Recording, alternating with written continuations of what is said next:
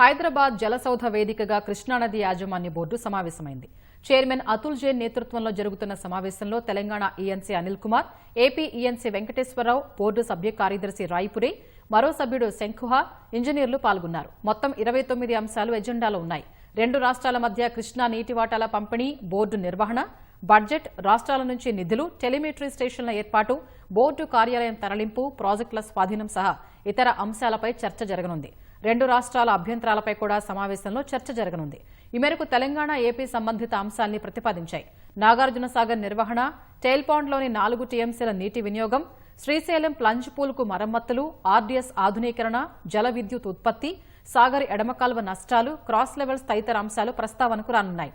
అనుమతులు లేకుండా నిర్మిస్తున్నారంటూ రెండు రాష్ట్రాలు చేసిన ఫిర్యాదులు, అభ్యంతరాలు కూడా చర్చకు రానున్నాయి. రాయలసీమ ఎత్తిపోతల, శ్రీశైలం కుడికాల్వ, ఆర్డీఎస్ కుడికాల్వ సహా ఇతర ప్రాజెక్టులపై తెలంగాణ అభ్యంతరాలు తెలిపింది. పాలమూరు, రంగారెడ్డి, నారాయణపేట, కొడంగల్, అచ్చంపేట ఎత్తిపోతల పథకాలతో పాటు కల్వకుర్తి సామర్థ్యం పెంపు సహా జల విద్యుత్ ఉత్పత్తిపై ఏపీ అభ్యంతరాలు తెలిపింది.